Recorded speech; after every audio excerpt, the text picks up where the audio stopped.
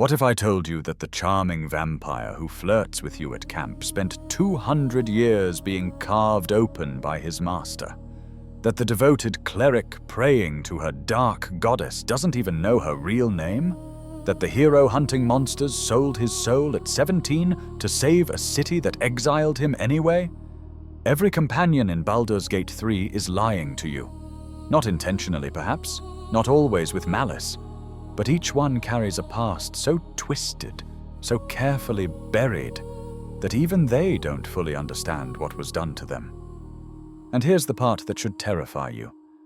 Most of them don't remember the worst of it. Memories have been stolen, rewritten, locked away behind divine curses and infernal contracts. The person standing beside you in battle might not even know who they really are. But here's what makes these secrets truly devastating. They were all kept from the companions themselves. Astarion didn't know he was being prepared for sacrifice. Shadowheart's entire identity is built on stolen memories. Gale thought he was impressing his goddess lover when he was actually dooming himself. Lae'zel spent her whole life serving a tyrant she thought was divine.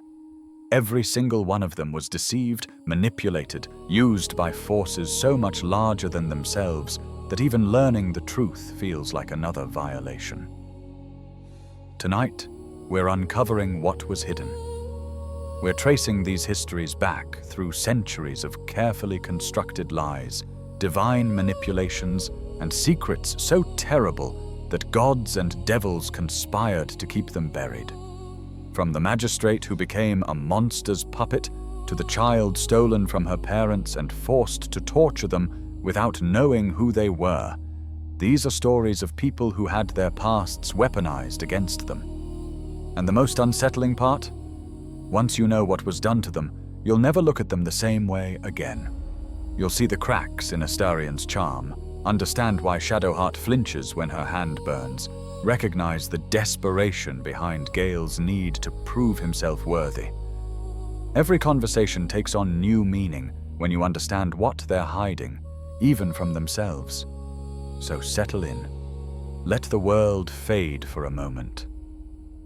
We're going deep into the Forgotten Realms to expose the secrets that shaped these companions long before the Mind Flayer's tadpole changed everything. We're starting with the elf who spent 2 centuries as a vampire's toy, never knowing he was always meant to die. Astarion Ancunín, the Pale Elf's 2 centuries of torment. There's something you need to understand about Astarion before we go any further. Every time he seduced someone, every victim he lured to his master's palace with practiced charm and empty promises, he was carving another line in his own death sentence. Those scars on his back that he calls poems, they're not punishment. They're a contract written in his own flesh, and each person he brought to Cazador added another soul to the count. 7,000 souls needed for the ritual, 200 years of hunting, and Astarion never knew he was the final ingredient, the linchpin sacrifice that would make his master into a god. But let's start at the beginning, when Astarion Ancunín was just a magistrate who thought he understood how power worked. Born in the year of the Carrion Crow, 1229 by Dala reckoning, Astarion came from privilege in a younger Baldur's Gate. He pursued law, became a magistrate, handed down rulings from a position of authority. The game's dialogue suggests he wasn't particularly virtuous in this role. In fact, when confronted about his past, he admits his judgments were often harsh, possibly corrupt. The law was his tool, and he wielded it without excessive concern for those crushed beneath it. Then came the night in the year of Daystars, 1268, when his past caught up. A group of Gur, the nomadic people he'd apparently wronged with his rulings, found him alone on Baldur's Gate streets. They beat him savagely, left him bleeding in an alley, dying. As Astarion describes it in-game, he was choking on his own blood when Cazador Sar appeared and offered what seemed like salvation. The vampire lord presented a choice: death here in the gutter, or eternal life. Astarion, terrified and desperate, accepted. Cazador drained him, turned him, and Astarion's first experience as a vampire spawn was waking in a coffin, buried, clawing through 6 feet of earth to reach the surface. His rebirth was suffocation and darkness. Cazador Shah was, and remains, one of Baldur's Gate's most hidden monsters. He'd claimed the title of Master Vampire of the city in 1276, 8 years before turning Astarion, taking it from his own sire Velioth, the Martinet, through methods the game only hints at darkly. To the mortal world above, the Tsar family appeared as wealthy patriarch nobles, old blood and older money, hosting grand parties in their estate. Below, in the palace's depths, Cazador ruled a very different kingdom. For the next 200 years, Astarion would serve as one of 7 vampire spawn Cazador kept. Astarion, Aurelia, Violet, Leon, Eusen, Daliria, and Petrus. Each had their own story of how they became spawn, though evidence from the game suggests Aurelia was likely the first, turned decades before Astarion. Leon was almost certainly the last, turned within the past decade, as evidenced by his young human daughter Victoria, who appears in the palace's depths. Their purpose was brutally simple. They were bait. Cazador sent them into Baldur's Gate's streets to lure victims back to the palace using whatever means necessary. As Astarion confesses during his companion quest, he used his body, his charm, seduced countless people who trusted him and ended up in Cazador's dungeons. He mentions specifically a young nobleman named Sebastian, who appears in Act 3 still vampire spawn after 170 years of imprisonment. But here's the terrible truth Astarion didn't understand. These victims weren't food. Vampire spawn cannot drink thinking creatures' blood without their master's permission. A rule Cazador never broke. Instead, every person Astarion lured was turned into vampire spawn and locked in the dungeons beneath Tsar Palace. 7,000 of them over 2 centuries, crowded in cells, tortured, waiting for a purpose they didn't understand. Astarion himself was starving for those entire 200 years. The game's dialogue confirms he survived on rats, insects, whatever vermin he could catch in the palace's shadows. And when he failed, when he showed any hint of disobedience or compassion, Cazador punished him savagely. The most famous punishment came early, within Astarion's first decade as spawn. He encountered a young man, someone kind and innocent, and couldn't bring himself to lure him to Cazador. He let the mark go. When Cazador discovered this mercy, he sealed Astarion in a tomb for an entire year. Not weeks, not months. 365 days alone in darkness, buried alive, without even rats to feed on. This detail comes directly from Astarion's dialogue in the game when players ask about his worst punishment.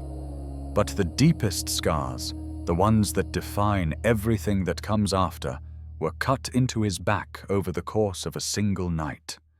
Cazador methodically carved symbols into Astarion's flesh, cutting over and over to ensure the wounds would scar permanently on undead skin. The vampire lord called them poems, a mockery designed to make Astarion feel the humiliation was artistic, purposeful. As revealed through Raphael's translations in Act 2 and confirmed in Act 3, these weren't poems at all. They were infernal contract runes, part of a pact Cazador had made with the archdevil Mephistopheles. The scars formed the ritual components for the rite of profane ascension. When performed correctly, this ritual would sacrifice 7,000 souls, all those spawn locked in the dungeons, lured by Astarion and his siblings over 2 centuries, and transform the vampire performing it into a vampire ascendant, a being with all of vampirism's strengths and none of its weaknesses. No sunlight vulnerability, no need for blood, no running water restrictions, godlike power. And here's the twist Astarion never saw coming. He was always meant to be the final sacrifice. The ritual required 7 spawn plus their victims. Cazador needed Astarion and his 6 siblings to die in the ritual alongside the 7,000 they'd gathered. Every person Astarion lured wasn't just a victim. They were another step toward his own execution. He was preparing his own death for 200 years and never knew it. The Mind Flayers changed everything. When the Nautiloid crashed through the skies above Avernus and snatched Astarion from the streets of Baldur's Gate, the tadpole they implanted did something unexpected. It severed Cazador's control. For the first time in 200 years, Astarion could walk in sunlight. He could cross running water. He could enter homes uninvited. The tadpole suppressed his vampiric weaknesses, and more importantly, it freed him from his master's compulsions. But freedom is never simple for someone who's been a slave for centuries. Cazador sent hunters. A Gur named Gandrel tracked Astarion across the wilderness, intent on bringing him back to Baldur's Gate. The vampire lord wanted his wayward spawn returned, his ritual completed. The confrontation comes in Act 3, deep within Tsar Palace, in a chamber designed specifically for the rite of profane ascension. Cazador has captured Astarion's siblings, has chained them as ritual sacrifices. The 7,000 spawn wait in their cells below. Everything is prepared. When Astarion arrives, Cazador is confident, cruel, already savoring his transformation.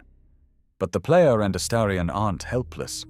Cazador's arrogance proves his weakness. Through dialogue, players learn that the ritual can be turned against him. The scars that mark Astarion can be carved into Cazador's flesh instead, substituting the master for the spawn in the ritual's requirements. With enough damage, Cazador can be restrained, the tables turned, and Astarion given a choice that will define who he truly becomes. He can complete the ritual, carve the runes into Cazador's back, sacrifice his siblings and the 7,000 spawn, and become the vampire ascendant himself. The game is explicit about what this grants: phenomenal power, freedom from all vampiric weaknesses, the ability to walk in perpetual sunlight. But players who pursue this path witness a gradual transformation in Astarion's personality. He becomes colder, more manipulative, begins viewing the player and others as possessions rather than equals. The game's writing suggests that the ritual doesn't just grant power, it perpetuates the cycle of abuse, turning victim into victimizer. Or Astarion can refuse. He can drive a stake through Cazador's heart, kill his tormentor without stealing his power, and remain a spawn. This choice is presented as the good ending by most of the companion reactions, particularly from characters like Karlach and Wyll, who emphasize breaking cycles of abuse. Astarion weeps over Cazador's corpse in this path. 2 centuries of trauma finally released. He stays weaker, stays cursed with vampiric vulnerabilities once the tadpole is removed, but he's free, truly free.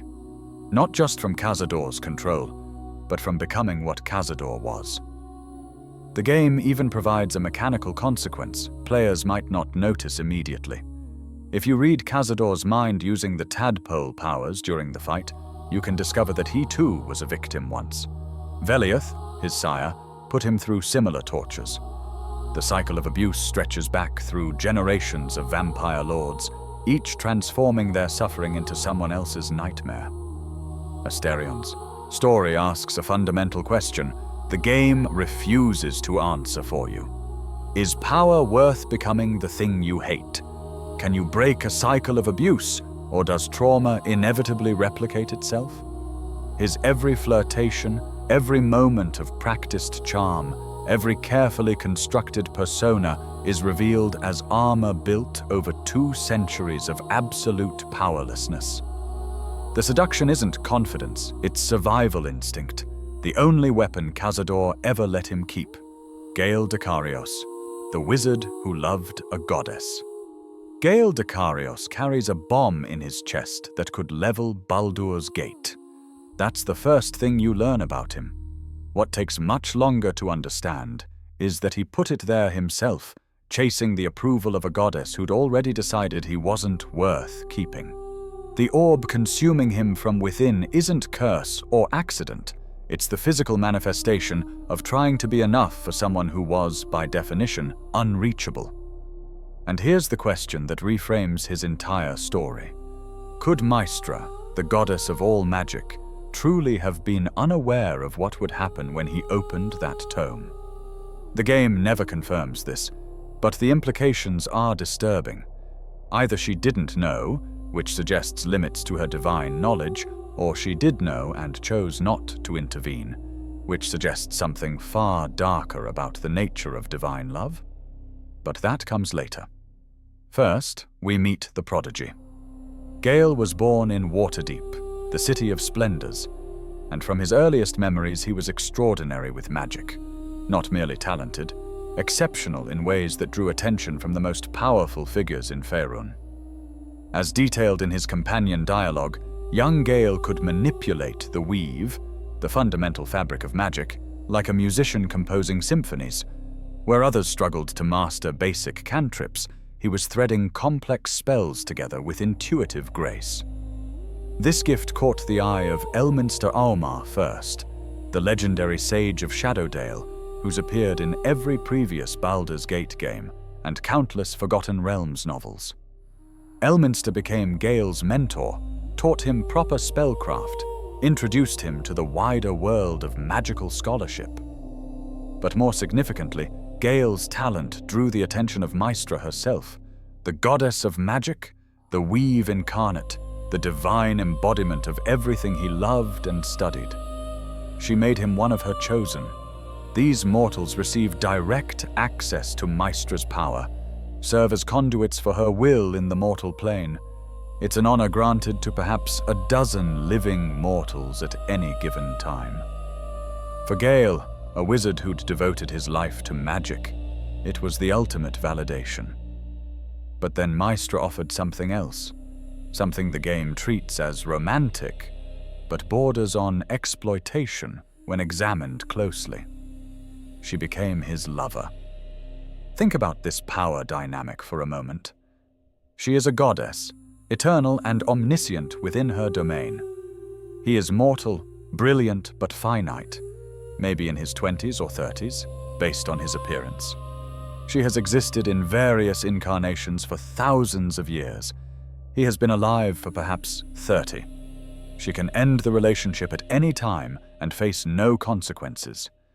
If he displeases her, she can strip away everything that defines his life's work. How could this ever be equal? How could he ever say no?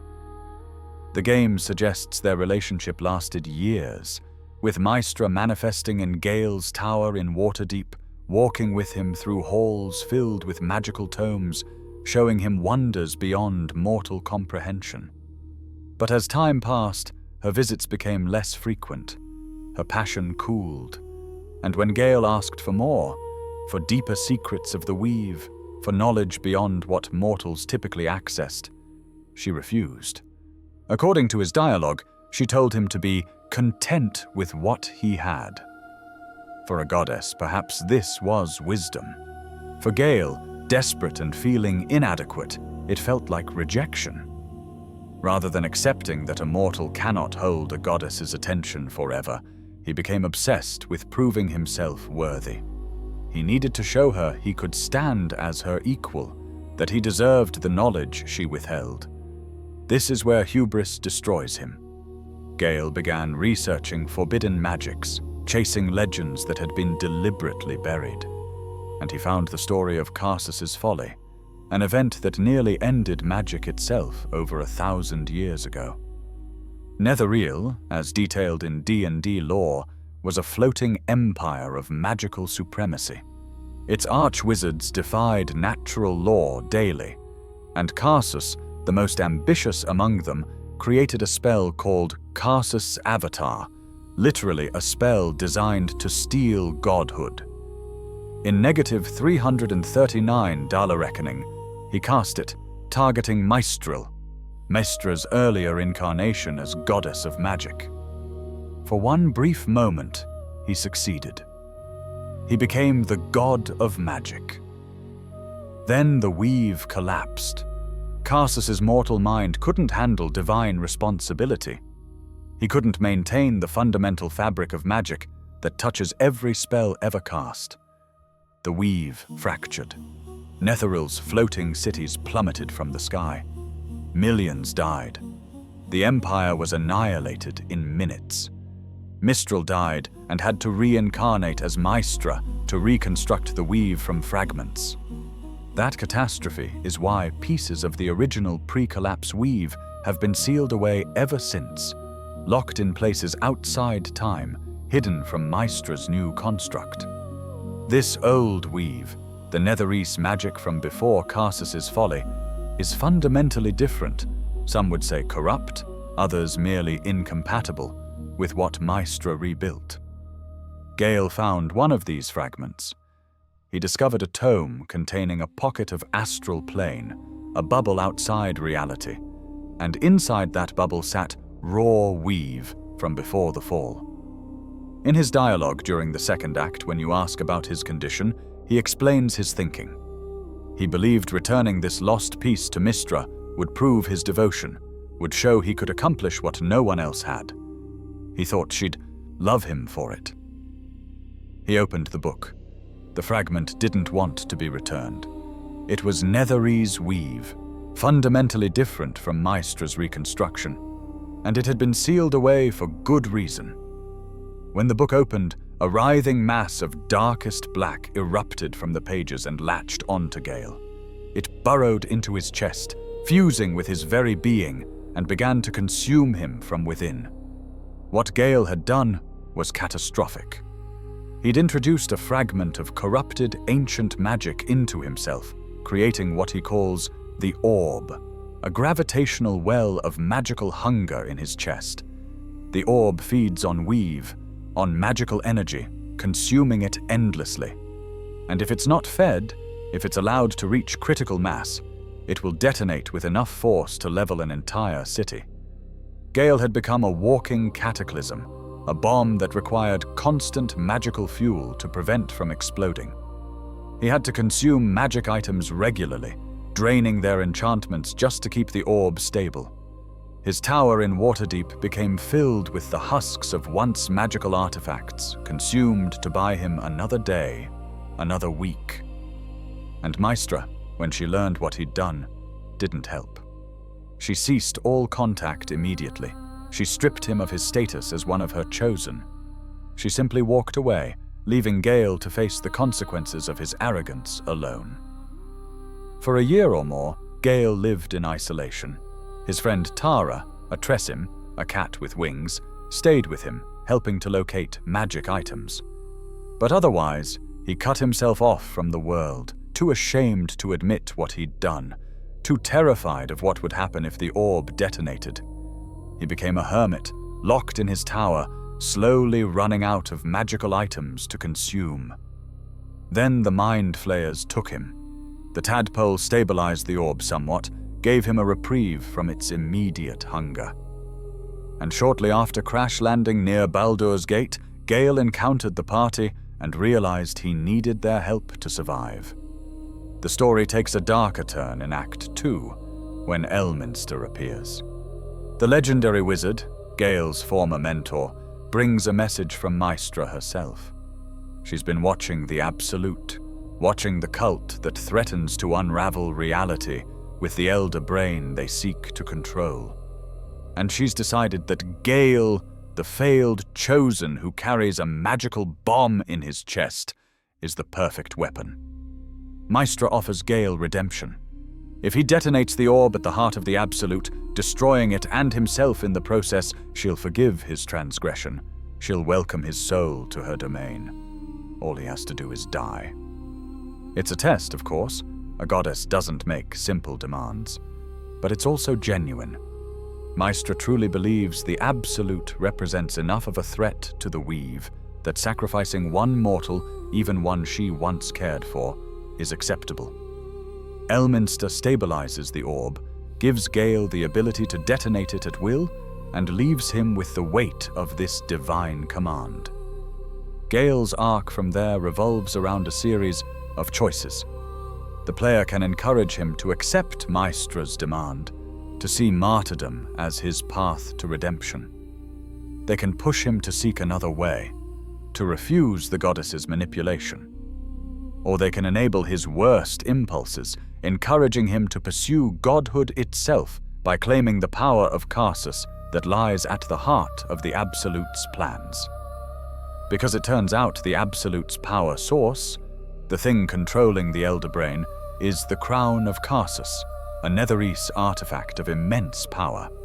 If Gale can claim it, if he can harness that ancient magic, he can challenge Mystra directly. He can become a god. The temptation is obvious. Here's a man who was discarded by divinity, who was made to feel inadequate and broken. The power to ascend, to become Mystra's equal rather than her failed student, is intoxicating. And Baldur's Gate 3 will let him try. But godhood doesn't fix what's broken inside.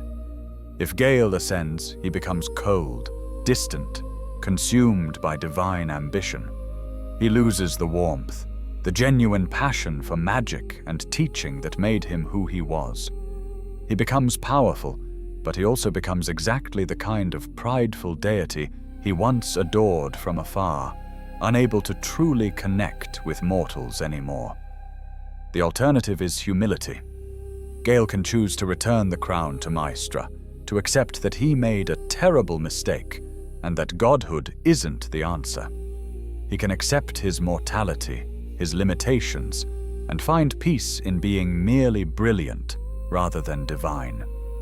In this ending, Mystra removes the orb, forgives him, after a fashion, and he returns to Waterdeep. Not as a god, not as a chosen, but as a teacher. He opens a school, teaches the next generation of wizards, and finds fulfillment in passing on knowledge rather than hoarding power. Gale's story is fundamentally about hubris and redemption. It's about a man who loved someone impossible to hold, who made catastrophic mistakes trying to be enough for her, and who has to choose whether to learn from those mistakes or repeat them on an even grander scale. It asks whether power is worth the cost of your humanity, whether divine love is worth destroying yourself to achieve, and whether being mortal is really so terrible after all. In the end, the wizard who loved a goddess has to decide, does he want to be a god, or does he want to be Gale? Shadowheart, the stolen daughter of Selûne. There's a particular cruelty in not knowing who you are. Not in the existential sense, not in the question of purpose or meaning, but in the literal sense. In not knowing your name, your family, the person you were before everything was taken. Shadowheart's tragedy isn't just what was done to her. It's that she can't fully remember what was lost, can't grieve properly for a childhood stolen so thoroughly that even the memory of theft was erased. The woman who calls herself Shadowheart was born Jenevelle Hallowleaf. Her parents, Arnel and Emmeline Hallowleaf, were devoted followers of Selûne, the Moon Maiden, goddess of light, protection, and navigation through darkness. They lived in the forests outside Baldur's Gate, worshipping in quiet seclusion, raising their daughter in the ways of their faith. Selûnite tradition includes a rite of passage for children. When they reach a certain age, they're sent into the woods alone, tasked with finding their way home using only their wits and the skills their parents taught them. It's meant to be a trial of faith, a test that proves the child can navigate through darkness and fear to return to safety. Young Jenevelle underwent this trial. She never made it home. Shar, goddess of darkness, loss, and secrets, is Selûne's sister and eternal enemy. Their conflict is ancient, cosmic, woven into the very fabric of the plains. Where Selûne represents light and revelation, Shar embodies shadow and concealment. And Shar saw an opportunity to strike at her sister through one innocent child. Viconia de Veer, a drow cleric of Shar and a companion from the previous Baldur's Gate games, led a group of Sharans who intercepted Jenevelle during her trial.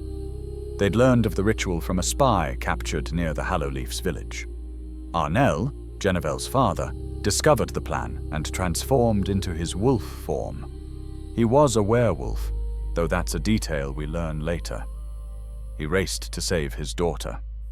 He arrived at the same moment as the Sharans. He fought them desperately, but they overwhelmed him. Jenevelle watched her father in wolf form, defeated by dark-robed figures. They captured her, subdued him, and took them both. Emmeline, her mother, was captured shortly after. The Sharans brought Jenevelle to the cloister of Sombre Embrace, a secret temple of Shar hidden within Baldur's Gate. Viconia, as Mother Superior, had been given a divine mandate: transform this Selûnite child into a champion of the Dark Lady, Shar's eventual successor as head of the cloister. Jenevelle resisted. She was young, but she remembered her parents, remembered the Moon Maiden's light. So Viconia began the process of breaking her. The cloister had a tool for this: the Mirror of Loss, an artifact that can steal memories, can literally erase parts of a person's identity. Jenevelle was forced to use it repeatedly, more than any other acolyte. Each time, pieces of her past crumbled away. They told her that her parents had died protecting her from wolves, not Sharans. The memory of her father's transformation became twisted into trauma, leaving her with a deep fear of wolves that she couldn't fully explain. They gave her a new name, Shadowheart. The name itself is a denial of light, a claim that even her core self belongs to Shadow now. But erasing memory isn't perfect. Fragments remained. Jenevelle's love for night orchids, for animals, for small kindnesses, these survived the mirror's corruption. And she had one friend, Nocturne, another young Sharan initiate with purple hair who trained alongside her. Nocturne and Shadowheart would sneak away to a hidden cave within the cloister, a brief respite from their brutal education. The cruelest part came later, and Shadowheart still doesn't remember most of it even after her memories begin returning. Arnell and Emmeline, her parents, weren't killed when the Sharans took Jenevelle. They were kept prisoner in the cloister's depths, held as hostages, as tools for her training. As part of Shadowheart's education in Shar's ways, Viconia commanded her to practice torture techniques on prisoners. Shadowheart would descend into those cells and inflict pain on two strangers, perfecting her skills as an instrument of Shar's cruelty. She never knew they were her parents. The Mirror of Loss had stripped those memories away. But Arnell and Emmeline knew. They recognized their daughter, watched her grow from the child they'd lost into this thing Shar had made, and endured torture at her own hands while she had no idea who they were. The game's dialogue in Act 3 confirms this horror. Shadowheart was forced to torture her own family for years, decades perhaps, as training practice, and Shar bound them together with a curse, ensuring the cycle could never break cleanly. The wound on Shadowheart's right hand, the one that burns whenever she questions Shar or interacts with Selûnite magic, is directly linked to her parents' suffering. When Shadowheart deviates from Shar's path, the pain she feels is connected to their agony. The curse makes her parents' torture and her own suffering into a single interconnected web of control. For nearly 50 years, this continued. The girl who was Jenevelle was slowly, methodically transformed into Shadowheart, devoted cleric of Shar. They wiped her memory so many times that she genuinely believed Shar had saved her, had given her purpose when she had nothing. The brainwashing was nearly complete, except it wasn't. Shadowheart has doubts. She questions, even if only privately. She's kind to animals when no one's watching, still drawn to night orchids, even though she can't explain why. The fragments of Jenevelle remain, buried but not dead. In 1492, Shadowheart was given her greatest mission. The cult of the Absolute had stolen a mysterious artifact, a prism containing something of immense importance. Shah commanded her Sharans to retrieve it. Shadowheart was chosen for this task, told that success would restore her lost memories, would make her complete. She doesn't know what's in the prism. Her memories have been wiped again, intentionally, to protect the mission if she's captured. All she knows is that she must bring it to Baldur's Gate, to the Cloister of Sombre Embrace, and present it to Mother Superior Viconia. Then the Mind Flayers captured her. The artifact protected her from full ceremorphosis, keeping her and the others safe from the tadpole's worst effects. And she crashed along with them, mission compromised, artifact still in her possession. Her story, with the player, revolves around two major revelations. The first comes in Act 2, in the Shadow. Fell beneath the ruined temple of Shah. There, she discovers the Night Song, which is not a song at all, but Dame Aelin, daughter of Selûne, an immortal Asaima imprisoned in Shah's domain. Shadowheart has been commanded to kill her, to complete her transformation into a dark justiciar, Shah's elite warriors. If she does, if she drives the Spear of Night through Aelin's heart, she becomes Shah's chosen. Her memories are wiped again. She gains immense power, but loses herself completely in the process. She forgets her parents, forgets her doubts, becomes exactly what Viconia wanted her to be. But the player can convince her to spare Aelin. It requires passing a difficult check, earning Shadowheart's trust throughout the journey. If successful, she throws the spear aside, rejects Shah, and Aelin is freed. Shadowheart's hair turns white. Shah had been keeping it black, even changing it physically, and she begins to remember fragments of who she was. The second revelation comes in Act 3, at the Cloister of Sombre Embrace. Shadowheart returns, no longer as a faithful servant, but as an intruder. She confronts Viconia, battles her way through the Dark Temple, and finally reaches the Chamber of Loss. There, Shah herself manifests. Two prisoners are revealed, Arnell and Emmeline Hallowleaf, her parents. Shadowheart's memories flood back in an instant. She remembers being Jenevelle, remembers what was stolen. And Shah offers a final test. If Shadowheart remained loyal, if she killed the Night Song, Shah demands she sacrifice her parents to complete her ascension. She can do it, can become Shah's ultimate champion, but only by murdering her own parents with full knowledge of who they are. If Shadowheart rejected Shah by freeing Aelin, Shah frames it differently. She reveals the curse. If Shadowheart frees her parents, the curse remains. She'll suffer that burning agony in her hand for the rest of her life, a constant reminder of Shah's claim on her. But if she kills them, the curse is broken. She'll be free of Shah's influence, free of the pain. Her parents beg her to kill them. They've been tortured for decades, held as prisoners and tools.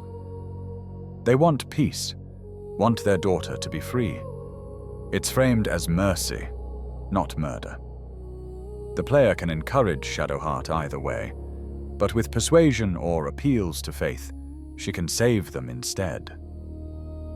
Her parents come to camp, traumatized but alive. Emmeline suffers from severe memory loss, her mind broken by years of torture. Arnell is more intact, but the weight of what was done to their family hangs over all of them. Shadowheart keeps the curse, keeps the pain, but gains a family she thought was lost forever. Or she can give them peace. She can transform their spirits into moon motes, luminous fragments of soul that Selûne gathers to guide travelers through darkness. Her parents become light itself, always with her, and she's freed from the curse. But they're dead, and she has to live with having killed them, mercy or not. Shadowheart's story is about stolen identity, about the violence of forced conversion, and about choosing who you want to be versus who you were made to be. It's a story of cult indoctrination and the difficulty of breaking free when even your memories have been weaponized against you. It asks whether you can recover from that kind of trauma, whether killing the person you were to survive is forgivable, and whether family can ever truly be reclaimed once it's been lost. In the end, Shadowheart has to decide. Does she want Shah's power and certainty, or does she want the painful, complicated freedom of finding out who Jenevelle Hallowleaf might have become? Lae'zel of Kresh Kalir, the warrior who learned the truth. Githyanki do not doubt. That's what Lae'zel was taught from the moment she could hold a blade. Doubt is weakness, hesitation is death, and questioning Vlaakith's will is heresy punishable by execution. For Githyanki, there is no higher purpose than to serve the Lich Queen, to perfect the art of killing mind flayers, and to earn the honor of ascension to the astral plane, where the greatest warriors are absorbed into Vlaakith herself, becoming one with eternal power. Lae'zel believed this absolutely. She was raised in Kresh Kalir, trained from childhood in the brutal disciplines of Githyanki combat. Unlike most companions whose backstories stretch decades or centuries, Lae'zel is young by Githyanki standards, her entire life devoted to preparing for war against the Elaithids, the mind flayers who once enslaved her people. Her story is not one of lost innocence, because Githyanki aren't raised with innocence. They're raised as weapons. Githyanki history is ancient and blood-soaked. Millennia ago, they were slaves of the Mind Flayer Empire, an entire race held in psionic bondage by the Elder Brains and their Illithid servants. But they were freed through the efforts of Gith, the legendary warrior whose name they took as their own. Gith led a rebellion that shattered the Illithid Empire, drove the Mind Flayers into hiding across the plains, and established the Githyanki as a free people. When Gith vanished mysteriously, records say she went to treat with Tiamat, the dragon goddess, and never returned, her advisor Vlaakith assumed power. The current Vlaakith, who presents herself as Vlaakith the 157th, claims direct descent from the original, presenting herself as the rightful continuation of Gith's legacy. And under her rule, the Githyanki have become something between a military dictatorship and a theocracy, worshipping Vlaakith as a near-divine figure while waging an eternal war against Illithids across the plains. Lae'zel had no reason to question any of this. She was taught that Vlaakith is eternal wisdom, that Githyanki are the superior race, that ascension to the astral plane is the highest honor. She trained relentlessly, proving herself as skilled with a greatsword as with her silver sword, a unique Githyanki weapon capable of cutting the silver cord that binds astral travelers to their bodies. Then the Mind Flayers captured her. A Githyanki patrol was investigating the Nautiloid, and Lae'zel was taken, infected with a parasite just like the other captives. For a proud warrior who spent her entire life training to kill Illithids, having one's brain violated by their tadpole is the ultimate dishonor. But the ship crashed. Lae'zel survived, and almost immediately she began demanding that the others follow her to a Githyanki creche, where she insists the Zaithisk, a purification device, can remove the parasites. She's arrogant, abrasive, utterly confident that her people have the solution. The party, if they're wise, follows her. Kresh Yelek is located within the ruined Rosimorn Monastery, a Githyanki outpost on the material plane. Lae'zel arrives expecting a warm welcome, expecting to be treated as a returning warrior who's endured Mind Flayer capture and deserves aid. Instead, she finds suspicion. The Githyanki there see her and her companions as potentially compromised, as threats rather than kin. The Zythisk is a trap. When Lae'zel or another party member attempts to use it, the device doesn't purify anything. It begins extracting memories violently, painfully, threatening to lobotomize the subject. The Githyanki present see nothing wrong with this, their loyalty to Vlaakith overriding concerns about one warrior's mind being destroyed in the process. It gets worse. The party encounters a prism, a mysterious artifact that has been protecting them from full ceremorphosis. The Githyanki demand it. And when the player enters it, when they meet the entity inside, who appears as their dream visitor, a projection of someone they trust, they learn something critical. There's someone imprisoned within the prism, someone the Githyanki desperately want destroyed. In the inner chambers of the creche, the Inquisitor brings Lae'zel to Vlaakith herself. Not physically, the Lich Queen appears as a projection, a massive figure of divine authority. She looks at Lae'zel and the party, and she commands them to enter the prism and kill whoever is inside. It's a direct order from the Queen. For a Githyanki, this is absolute. Refusing means heresy, means death. If Lae'zel's trust in the player is high enough, if they've earned her respect through combat and shared trials, she'll follow them into the prism, even if they refuse to obey Vlaakith's command.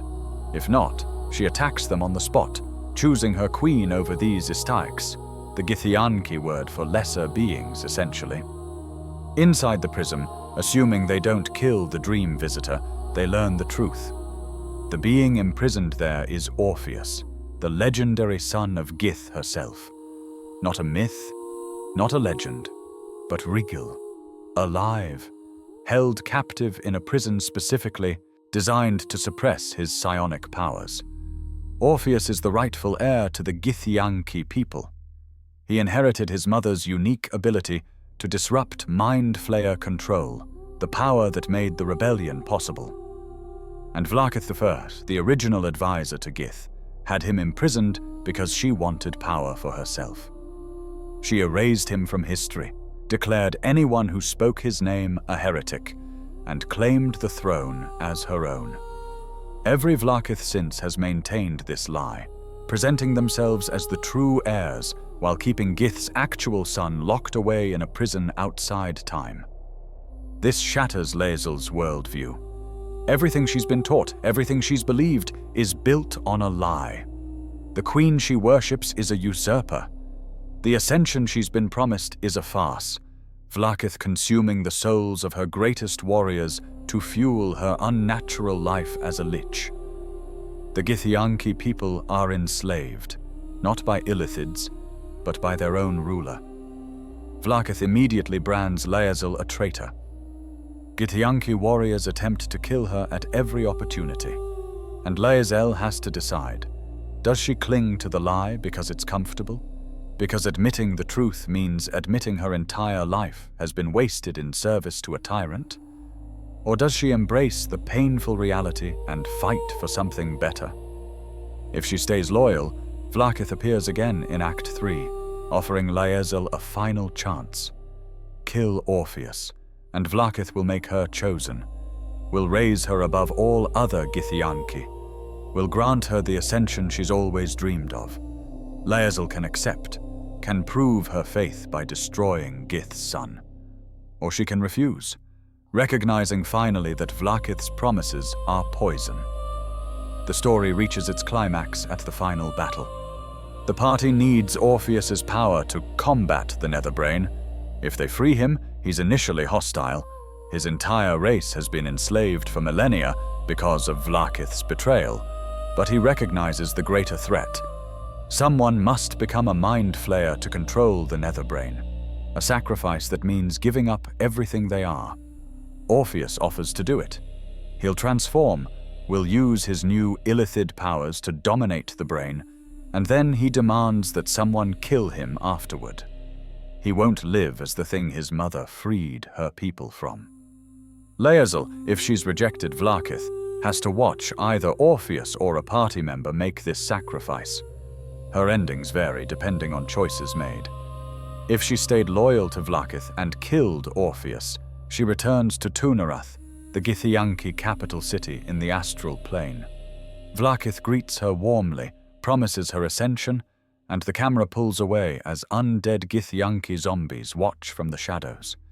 Lae'zel has been consumed, her soul absorbed to fuel Vlaakith's immortality, exactly as every other ascended warrior has been.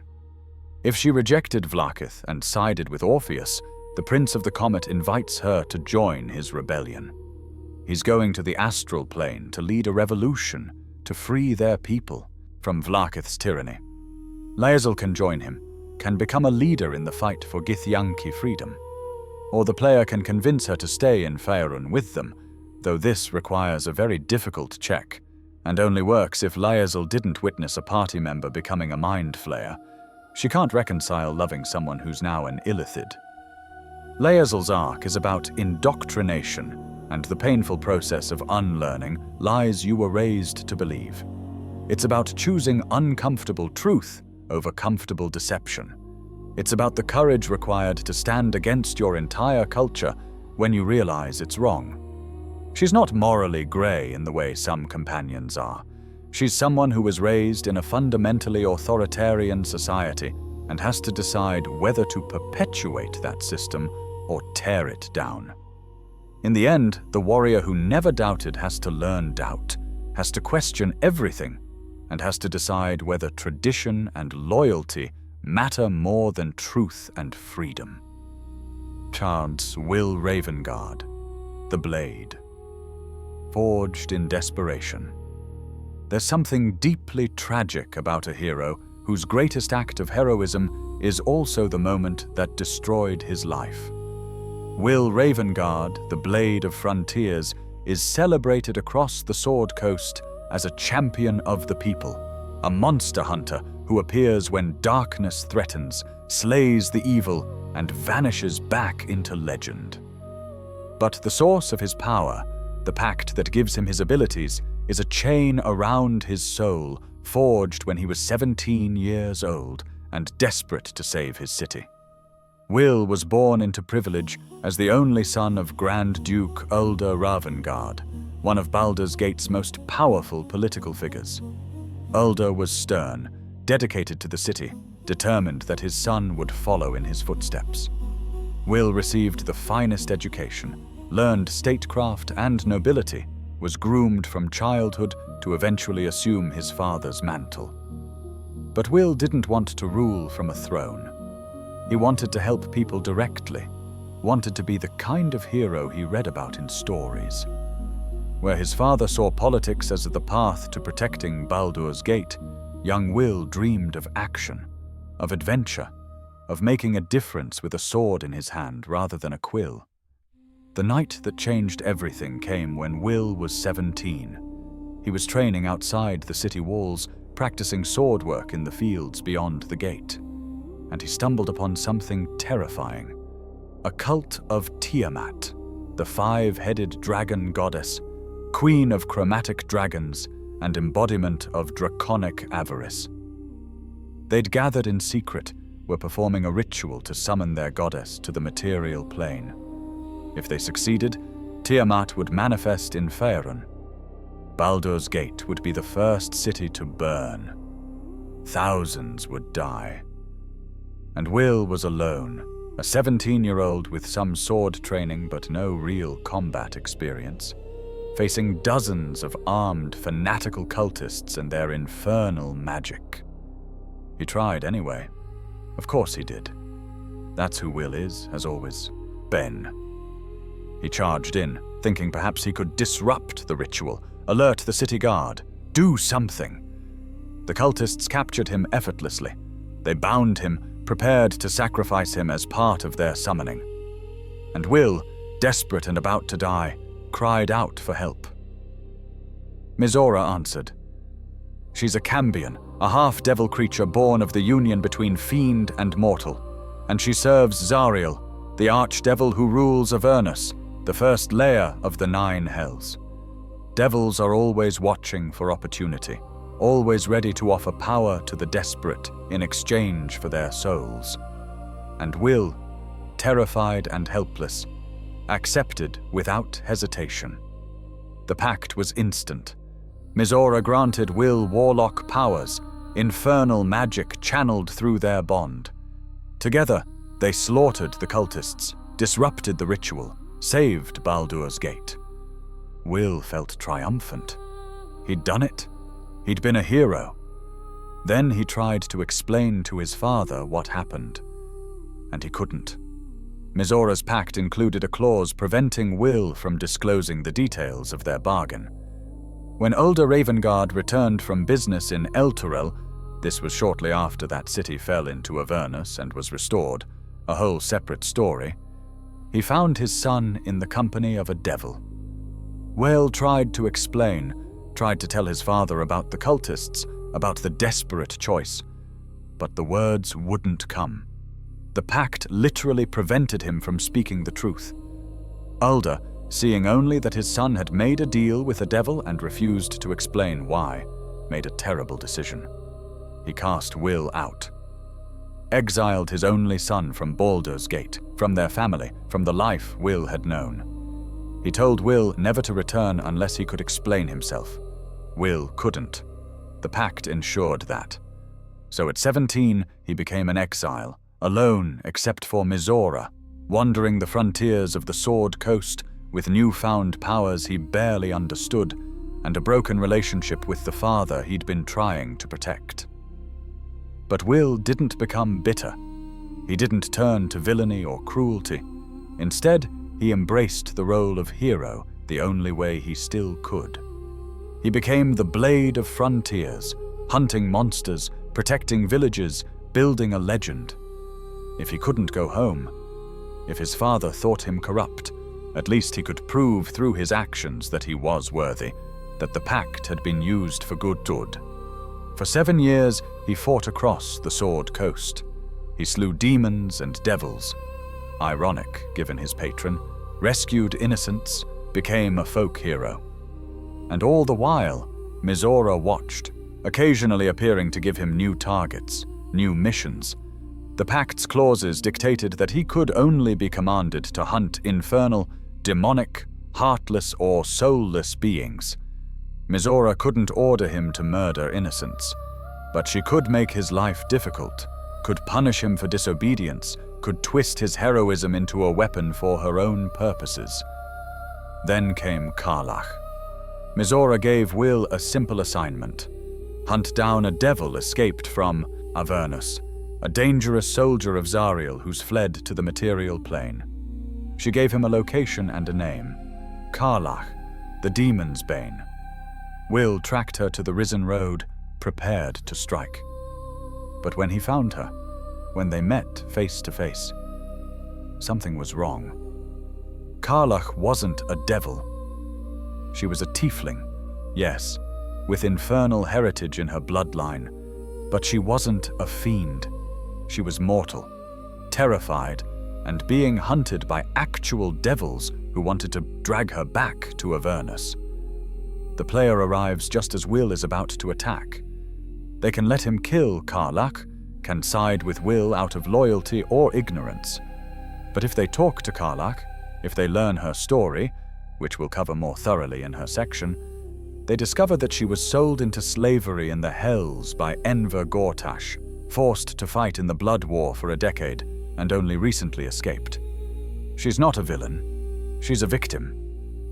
Wyll, if convinced, lowers his blade. He refuses to kill an innocent, even if his patron commanded it. And Mizora, watching through the pact, is not pleased. That night at camp, Mizora appears. She's furious. Wyll disobeyed a direct order, broke the terms of his contract. She has to punish him, and she does, transforming him on the spot. His eyes become infernal, glowing. Horns erupt from his forehead. His skin takes on a reddish hue. She's branded him as a devil, made his pact visible to the world, stripped away his ability to move unnoticed among normal humans. It's devastating for Wyll.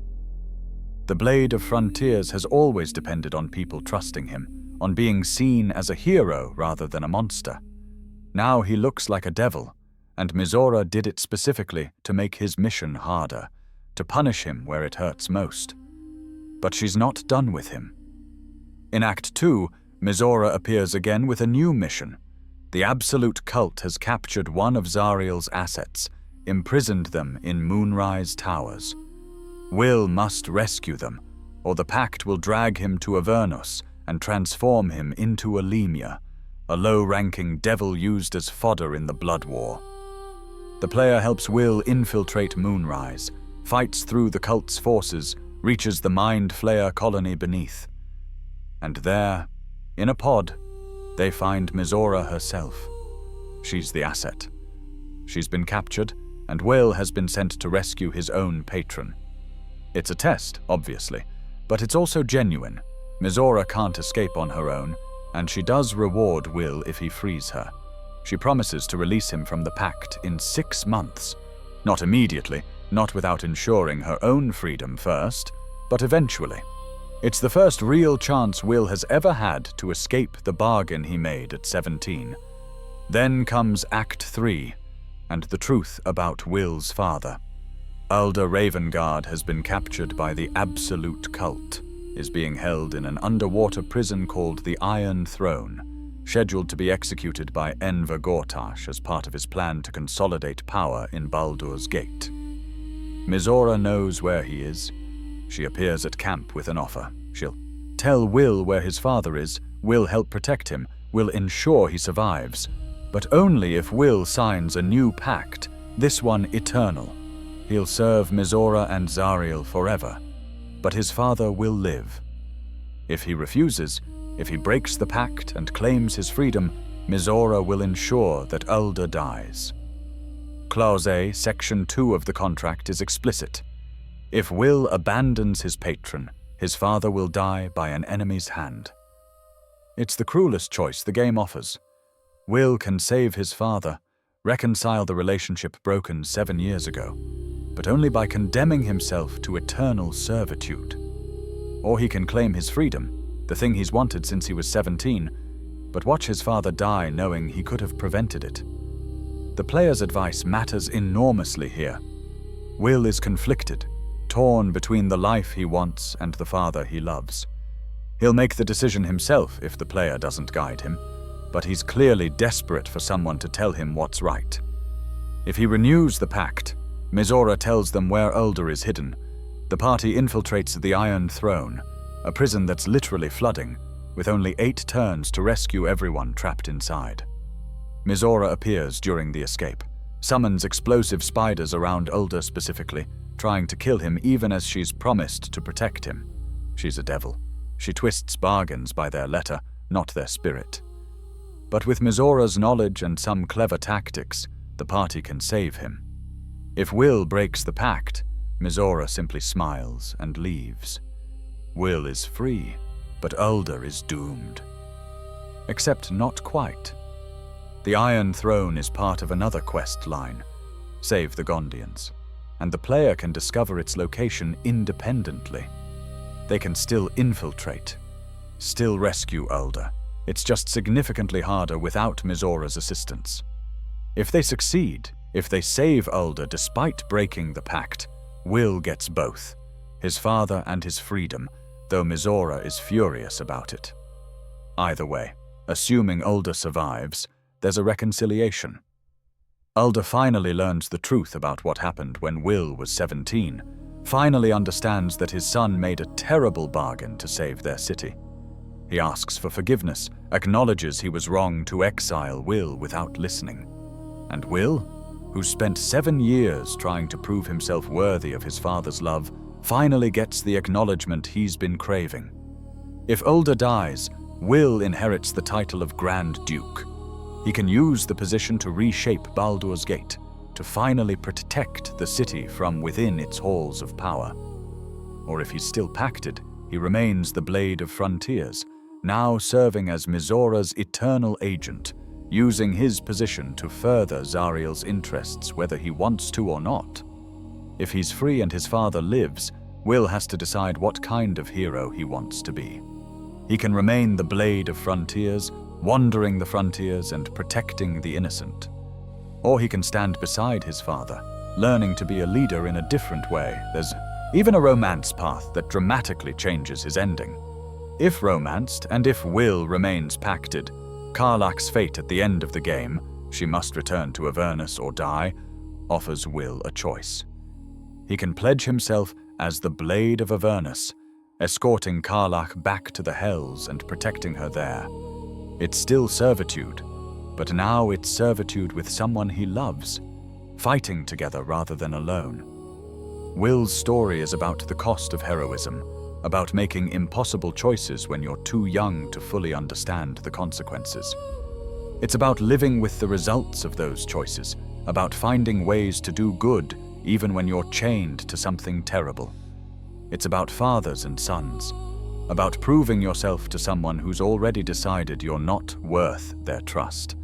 And it's about deciding what kind of hero you want to be, the legend people tell stories about, or the person who does the right thing even when no one's watching.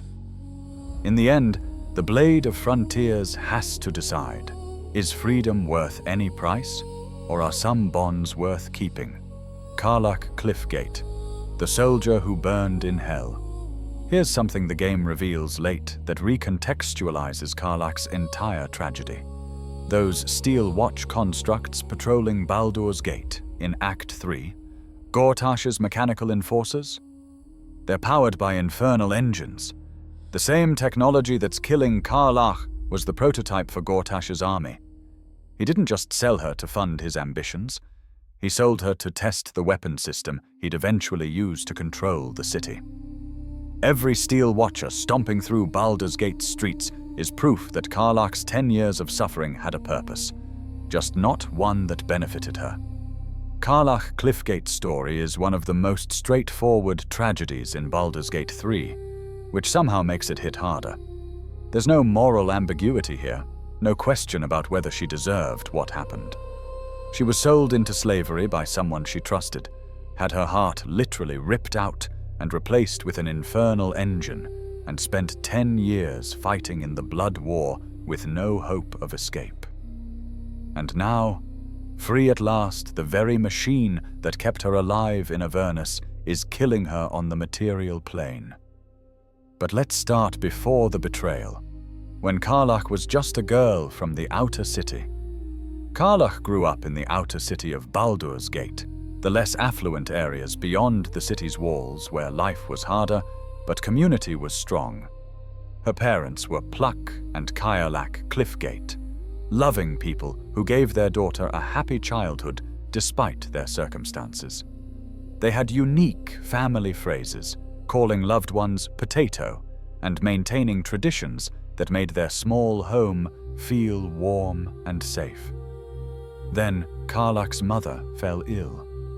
They couldn't afford proper medical care, couldn't find a skilled healer in time. Karlach died, and Karlach and her father mourned together, trying to rebuild their lives in the shadow of that loss. A few years later, Pluck died in a road accident on the Risen Road. Karlach, barely an adult, found herself alone. She needed work, needed money to survive, and she had one significant skill. She was strong, physically imposing, capable in a fight. She found employment as a bodyguard. Her employer was Enver Gortash. At the time, Gortash was an up-and-coming figure in Baldur's Gate's underworld, ambitious and calculating, beginning to build the network of influence that would eventually make him one of the city's 3 chosen of the dead 3, gods of murder, tyranny, and death, respectively. Karlach looked up to him. She saw him as successful, powerful, someone who'd made something of himself. She was loyal, did her job well, protected him from threats both physical and political. Then, in 1482, Gortash sold her. He'd been negotiating with Zariel, the archdevil who rules Avernus, the first layer of the 9 hells. Zariel wanted test subjects for an experimental design, infernal engines, mechanical hearts that burn hotter than any forge, that could power constructs and enhance living soldiers beyond natural limits. Gortash wanted funding, wanted resources, wanted Zariel's support for his plans to dominate Baldur's Gate. The deal was simple. Gortash provided Karlach, a loyal bodyguard who trusted him completely. Zariel got a test subject for her prototype engine. And Karlach, who'd done nothing wrong, who'd been nothing but faithful to her employer, was dragged into the Nine Hells. They didn't ask her permission. They didn't give her a choice. Zariel's surgeons, if that's even the right word, removed Karlach's heart and replaced it with the infernal engine. It's not just a mechanical pump. It's a reactor, drawing power from the hells themselves, burning with infernal energy that makes Karlach's entire body radiate heat. When she fights, when her blood is up, she literally bursts into flames. The engine made her phenomenally strong. It enhanced her physical capabilities to supernatural levels, let her fight and survive against foes that would kill normal mortals. And that's exactly what Zariel wanted. She conscripted Karlach into her army, threw her into the Blood War. The Blood War is an eternal conflict between demons and devils, fought across the lower planes. It's not about ideology or conquest in any meaningful sense.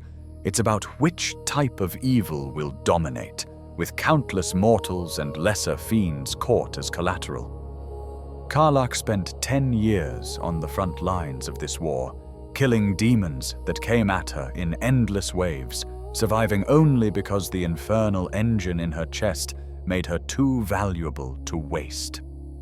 She was alone. The devils around her weren't allies.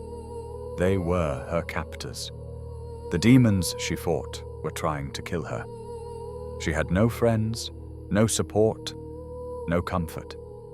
Just battle, day after day, year after year, with the knowledge that if she ever stopped being useful, Zariel would discard her. But Karlach didn't break. She survived. She fought like hell, literally, earned a reputation among devils and demons alike as the Demon's Bane, a soldier who could tear through demonic ranks with brutal efficiency. Zariel was pleased. She considered Karlach one of her prized champions, a successful prototype for the infernal engine design. Then, in 1492, a Mind Flayer Nautiloid ship crashed through Avernus, fleeing from red dragons, abducting creatures across plains. Karlach saw it pass overhead and recognized it for what it was. A chance. Probably the only chance she'd ever get. She fought her way toward the ship, cleaving through the devils that tried to stop her, and managed to board it as a stowaway. The Mind Flayers caught her, implanted her with a tadpole like the other captives. But she didn't care. She was off Avernus. She was free. The Nautiloid traveled to the material plane, to Faerun, crashed near Baldur's Gate. And Karlach, infected and injured, stumbled away from the wreckage. Zariel was not pleased. She sent hunters after Karlach, led by a man named Anders. They posed as paladins of Tyr, god of justice, claiming they were pursuing a dangerous devil who'd escaped the hells. They cornered Karlach at a riverside near the Risen Road, injured her, and set up in a nearby toll house to wait for reinforcements. That's where the player finds her. Wyll has been sent by Mizora to kill her, believing she's a devil. Anders and his hunters are preparing to capture or execute her. And Karlach is exhausted, hurt, and terrified that after 10 years of fighting for freedom, she's going to be dragged back to Avernus. If the player listens to her story, if they use the tadpole connection to confirm she's telling the truth, they can recruit her. They can kill Anders and his false paladins, and Karlach can join them, finally having allies, finally not alone. But there's a problem. The infernal engine in her chest is malfunctioning. In Avernus, fueled by the ambient infernal energy of the hells, it ran smoothly. On the material plane, it's running hot, overheating, threatening to explode or burn Karlach alive.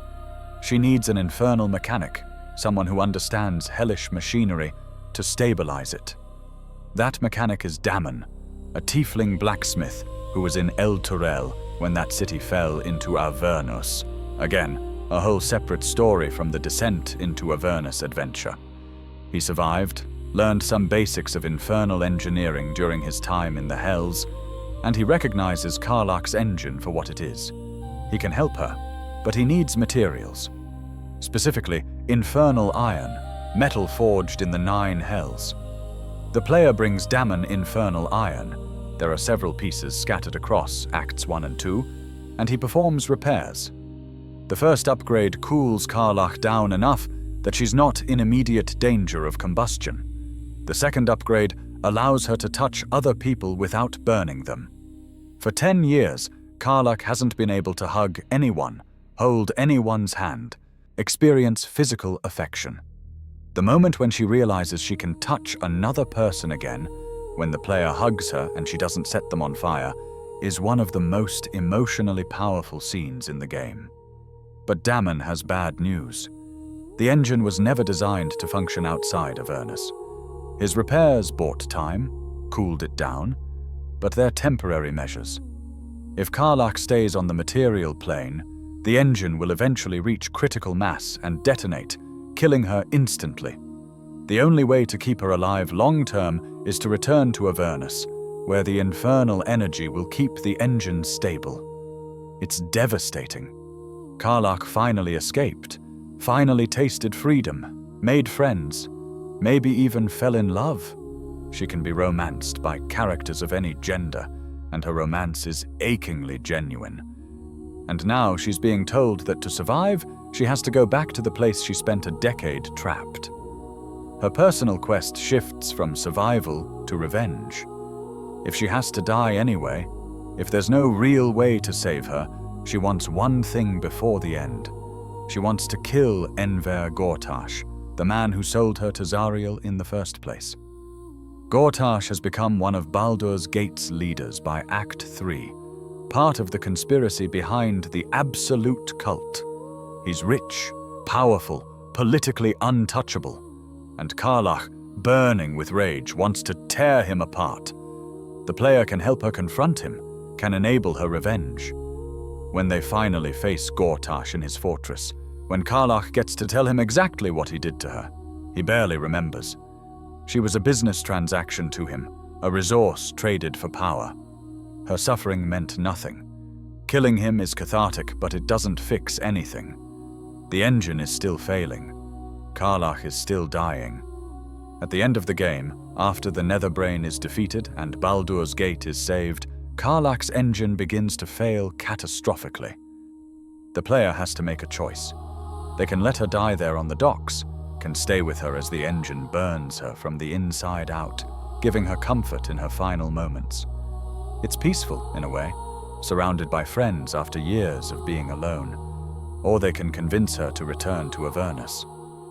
A portal opens, offering her a way back. She doesn't want to go, has sworn she'll never go back. But if someone goes with her, if the player or Wyll, if he chose to become the Blade of Avernus, promises to stay by her side, she'll accept. She returns to the Hells, but this time not as Zariel's prisoner. She's going back with allies, with people who love her, with a plan to fight their way through and find a permanent solution to the engine's instability. There's even a further resolution added in patches. At the game's epilogue gathering, Karlach and whoever accompanied her return briefly, reporting that they're planning a heist. Zariel has developed new infernal engine models, improved designs that can function on any plane.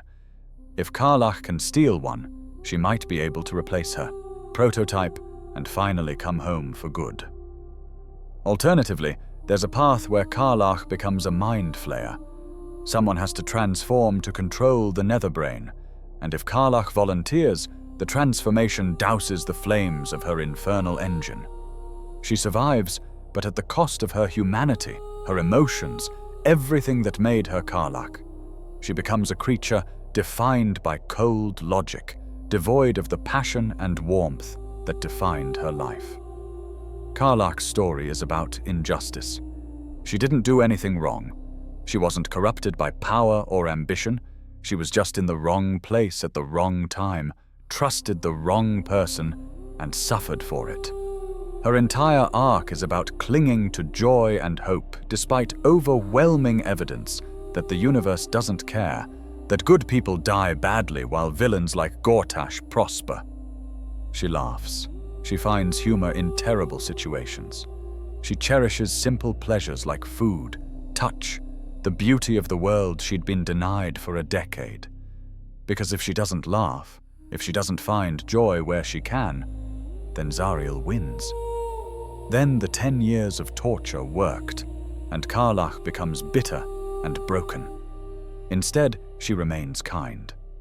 She's fierce in battle, brutal when necessary, but she's also the companion most likely to check on party members, to express genuine happiness at their successes, to see the best in people. She's been through hell, literally and figuratively, and she came out the other side, determined to be good, to find happiness, to make the most of whatever time she has left. In the end, Karlach's story asks, how do you find joy when you know the end is coming? How do you stay kind when the world has been cruel? And is survival always worth the cost? The other companions: Halsin, Jaheira, Minsc, and Minthara. Not every companion carries secrets as dark or histories as tormented as the main origin characters. Halsin, Jaheira, Minsc, and Minthara join the party under different circumstances, bringing different energies. But each has a past worth understanding, threads that connect them to the larger story. Halsin Silverbow. Halsin, the massive wood elf druid, seems at first like the calm center in a storm of trauma. He's centuries old, patient, wise, deeply connected to nature. As the archdruid of the Emerald Grove, he should be a figure of stability. But Halsin carries guilt that's weighed on him for over a century. More than 100 years ago, Halsin traveled to the shadow-cursed lands near the town of Rythwin. A powerful curse had fallen over the region, transforming it into a realm of living darkness where shadows killed the living and light couldn't penetrate.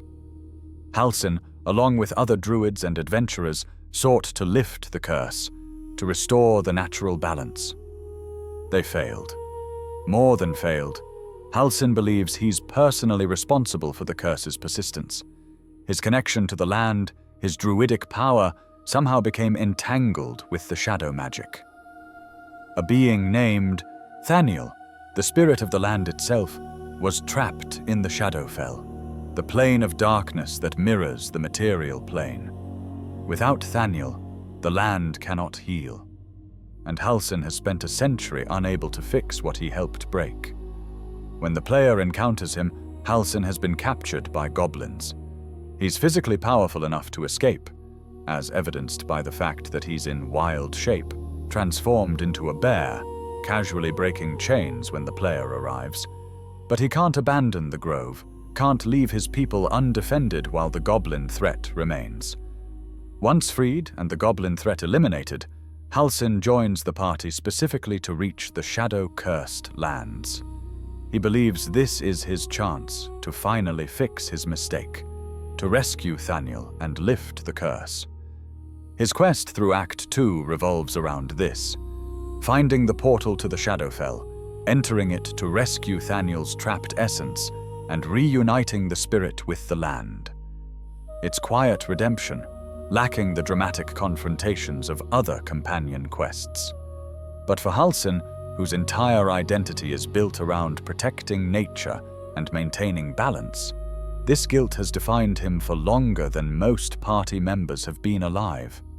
Succeeding means finally letting go of that century-old burden. He's also significant as representation. Halsin is pansexual, openly polyamorous, and offers a romance path that doesn't demand exclusivity from the player. His approach to relationships is as natural and uncomplicated as his connection to the wild. He cares deeply, but doesn't seek to possess or control. In a game filled with companions scarred by betrayal and manipulation, Halsin's emotional health is almost startling. Jaheira. Jaheira is a returning character from the original Baldur's Gate games, a half-elf druid who adventured with the Bahal spawn, the protagonist of those games, 2 generations ago. She's a high harper, part of an organization dedicated to preserving freedom and fighting tyranny across Faerun. She's seen empires rise and fall, fought gods and monsters, and accumulated enough scars, physical and emotional, to fill lifetimes. Born in Tether to a noble family, Jaheira lost her parents during a civil war when she was young. A servant girl rescued her, fled with her into the forest.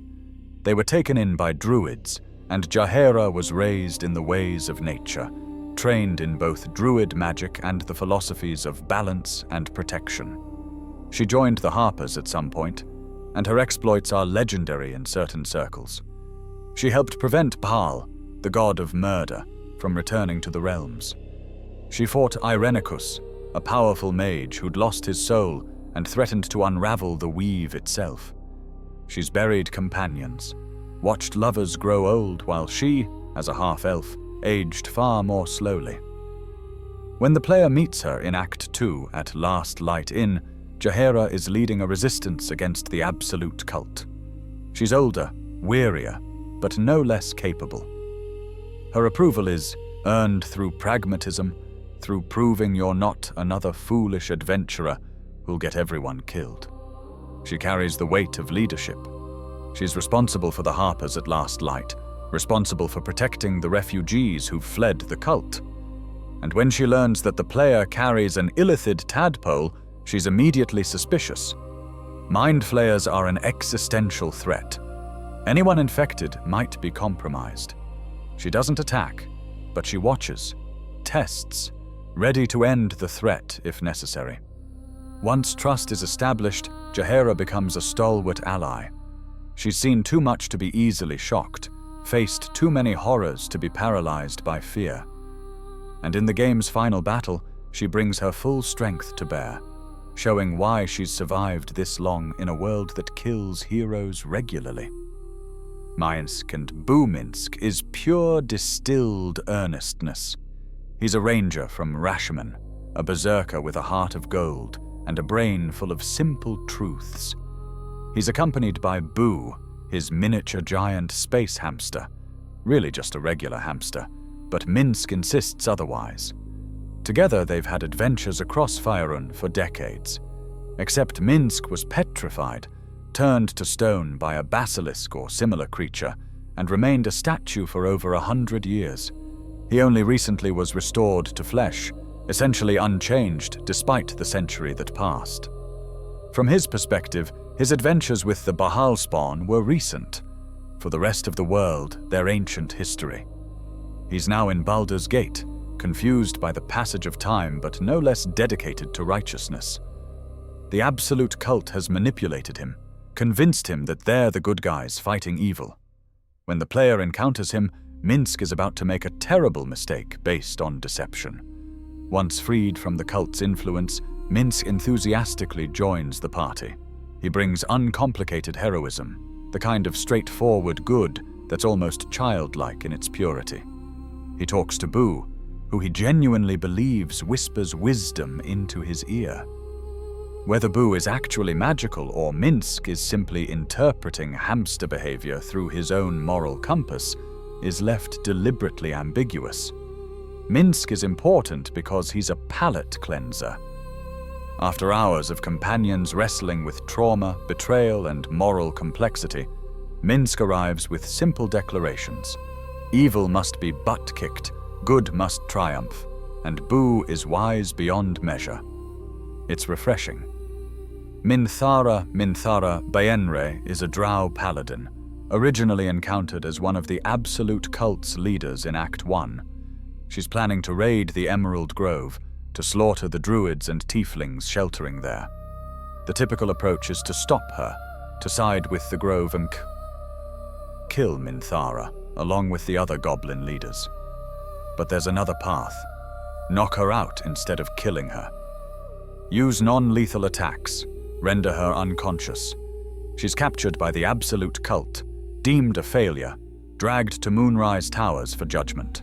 In Act 2, the player can rescue her from her cell, can reveal that she's been controlled by the cult's tadpole all along. Minthara wasn't evil by choice. She was being manipulated. Her natural cruelty and ambition twisted into serving the Absolute without her conscious knowledge. Free from control, Minthara is still ruthless, still dangerous. She comes from Menzoberranzan, the dark elf city beneath the surface, where betrayal and power struggles define existence. She expects treachery, respects strength, and has little patience for weakness.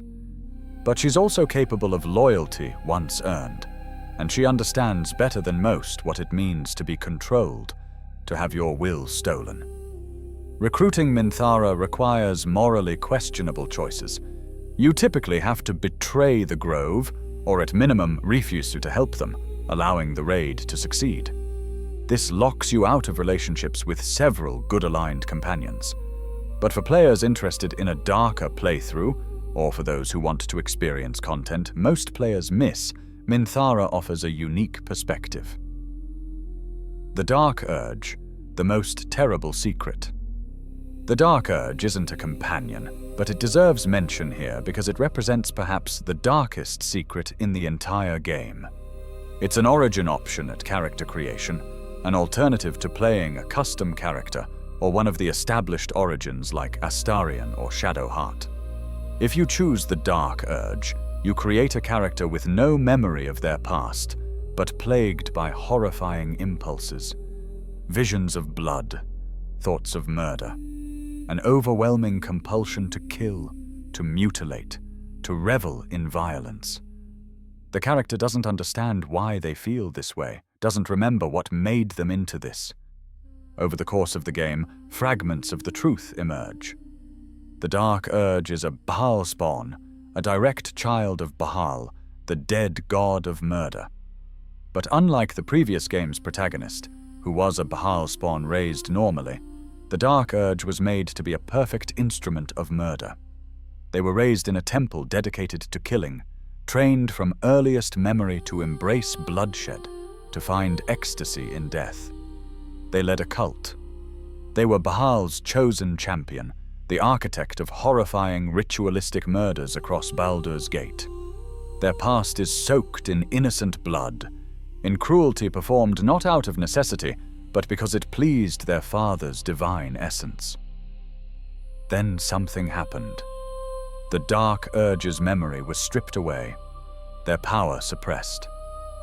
Whether this was an accident or intentional, whether they betrayed Baal or were betrayed by someone else, is revealed through careful exploration and specific dialogue choices. Playing as the Dark Urge is wrestling with urges you can't control. A bard named Alfera approaches your camp, wants to join your party. That night, you murder her, brutally and unnecessarily, waking covered in her blood with no real memory of the act. You can resist the urges through difficult checks, can try to be good despite the divine murder legacy in your blood. Or you can embrace it, can become the perfect killer Baal designed. Near the game's end, Baal himself confronts you. He offers to restore your power, to make you his chosen again, to grant you the divine mandate to murder in his name. You can accept, regaining your memories and your connection to the god of murder. Or you can refuse, can reject your heritage, can choose to define yourself as something other than a divine instrument of death. If you refuse, Baal kills you on the spot. Your heart stops, your body collapses. But you're brought back by Withers, the mysterious skeletal figure who's been offering services at camp. Withers, who is implied to be Jurgle, the original god of death who abdicated in favor of the Dead Three, resurrects you free from Baal's claim. You become mortal, truly mortal, no longer bound to a god's will. Your urges cease. The compulsion to murder vanishes. You're free to choose who you want to be, unburdened by divine expectation or heritage. The Dark Urge storyline is optional, something most players won't experience unless they deliberately choose it. But it represents a fascinating exploration of nature versus nurture, of whether someone designed to be evil can choose good, and whether divine heritage defines you, or if free will can overcome even godly programming. How secrets shape the story. Then there's a thematic resonance across all these backstories. Almost every companion is dealing with secrets that were kept from them, truths hidden or stolen. Astarion didn't know he was being prepared for sacrifice. Gale didn't understand the true nature of what he'd unleashed. Shadowheart's entire identity was a lie built on stolen memories. Lae'zel was raised in a culture of deliberate deception. Wyll couldn't explain his pact even to the father he loved. Karlach didn't know Gortash was planning to sell her. The Dark Urge doesn't remember who they were. In each case, the revelation of truth is destabilizing. It forces the companion to re-evaluate everything they thought they knew, to confront painful realities they'd been shielded from or deliberately manipulated about. And the player's role becomes guide, counselor, friend who helps them navigate these revelations. This is why companion approval matters so deeply in Baldur's Gate 3. It's not just about accumulating points to unlock romance scenes. It's about building trust, demonstrating through actions that you respect these people, that you'll stand by them when their past comes crashing back. When Shadowheart has to choose between Shar and her parents, when Astarion has the chance to become a vampire ascendant, when Wyll is forced to decide between freedom and his father's life, your advice carries weight because you've earned the right to be heard. The game doesn't force a single moral framework. You can encourage companions toward redemption or revenge, toward forgiveness or power. Astarion can become an ascendant and the relationship continues. Shadowheart can kill her parents and still be romanced. The game respects player agency, allows you to shape these arcs according to your own ethics or desired narrative. But there are consequences. An ascendant Astarion becomes cold, manipulative, viewing the player as a possession rather than a partner. A dark justiciar, Shadowheart loses her personality, becomes a hollow servant of Shar. Power has costs, and Baldur's Gate 3 doesn't shy away from showing you what those costs look like. The theme of breaking cycles runs through multiple arcs. Astarion can choose to end the cycle of abuse that Cazador perpetuated, refusing to become the next master vampire who creates and torments spawn. Shadowheart can reject the cycle of stolen children being transformed into Sharan servants. Lae'zel can fight to free her people from a tyranny that's lasted millennia. Karlach, though she didn't perpetuate any cycle, can choose vengeance or forgiveness in her final confrontation with Gortash. These are difficult choices. The game never pretends that breaking cycles is easy, that choosing compassion over power is simple, but it consistently suggests that these are the choices that lead to actual growth, to companions becoming better versions of themselves rather than just more powerful versions of what they already were. There's also the theme of found family. Almost every companion has lost or been separated from their biological family.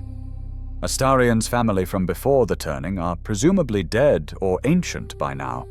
Shadowheart's parents were taken from her and she from them. Karlach lost both parents before Gortash betrayed her. Wyll was exiled by his father.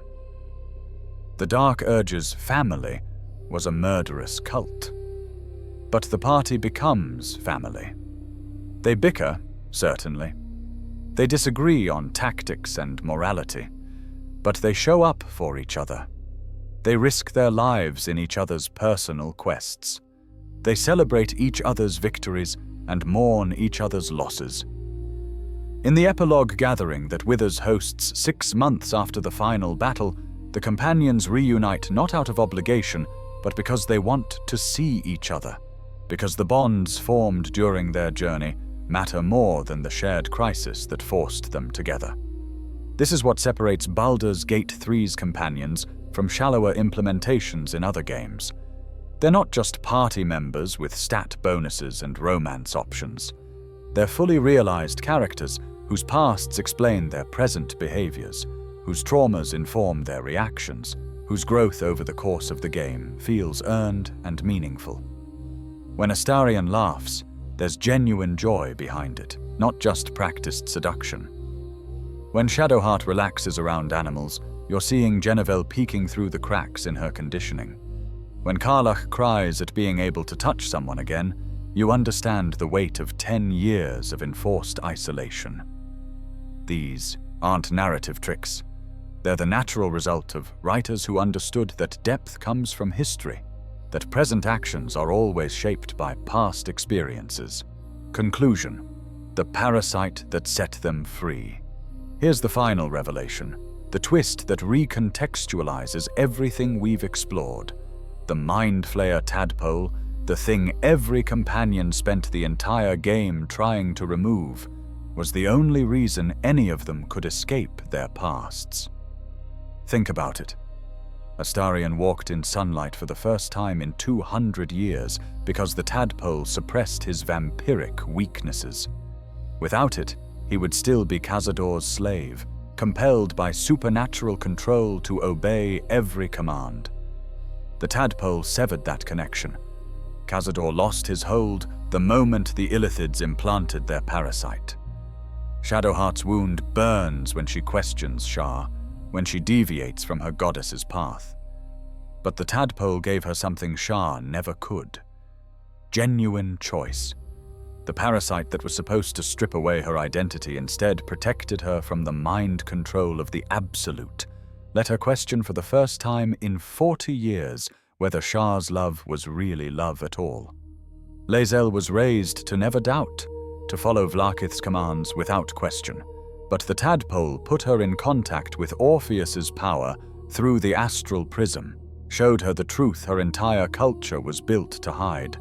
Without that parasite, she'd have used the Zythisk, had her brain extracted by her own people, and died never knowing she'd been lied to her entire life. Gale's orb was stabilized by the tadpole. Without it, he'd have detonated within days of the game starting, leveling whatever area he happened to be standing in.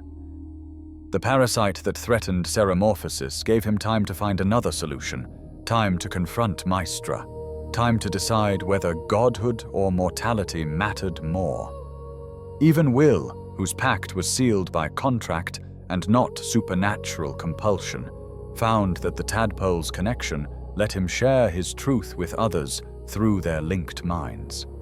The clause that prevented him from explaining his past to his father couldn't stop the telepathic visions the parasites allowed. For the first time in 7 years, he could show someone what really happened that night when he made his deal.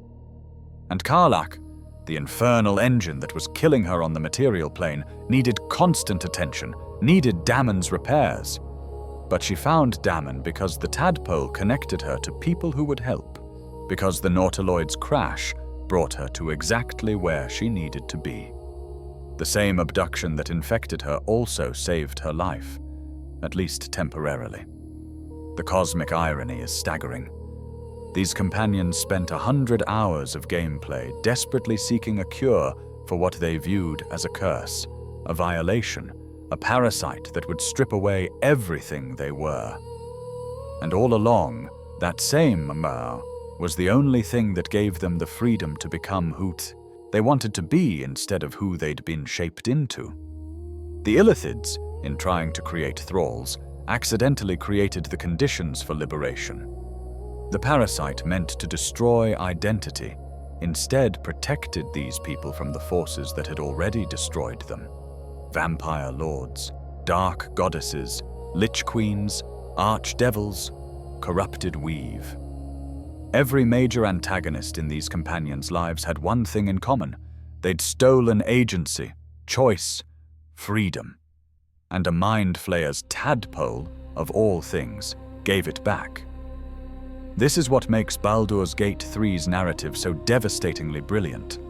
The companions aren't just well-written characters with tragic backstories. They're people whose entire arcs revolve around a central paradox. The thing that should have destroyed them was the only thing that could save them. And when you finally remove the tadpole at the game's end, when the Absolute is defeated and the parasites die, you watch some of them lose those freedoms again. Astarion burns in sunlight once more unless he ascended. Gale's orb, if not resolved, returns to instability. The protections vanish and the old chains rattle, waiting to be reforged. The companions of Baldur's Gate 3 are built on secrets, on hidden histories that shaped who they became long before the player ever met them.